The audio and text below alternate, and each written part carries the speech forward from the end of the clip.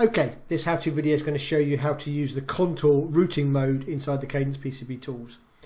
So what this does is allows you to follow a route keeping area, an existing C line or another track or something like that to match the routing, so you haven't got to kind of try and follow a complicated pattern. So in this example here I've got a little flexi rigid board with two connectors and all the outlines and stuff has been done, and I want the routing to just follow this outlining pattern. So what we can do is if we invoke the add connect command, so root and connect, or the icon, or we can use the etch edit mode, window select the connections.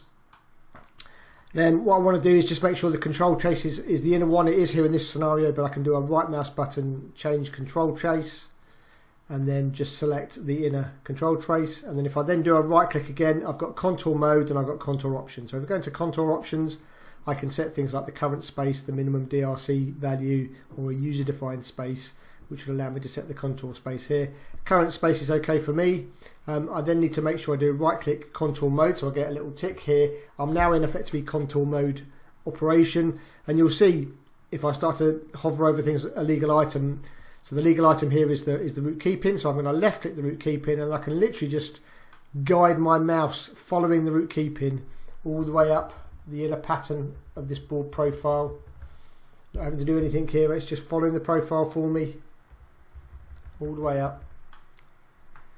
Now I kind of get to the end, I make a click, and I'm now out of contour mode.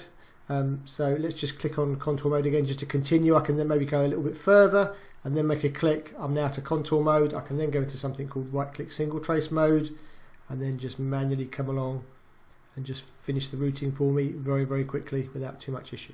So quite a useful feature, being able to follow existing patterns from a routing point of view.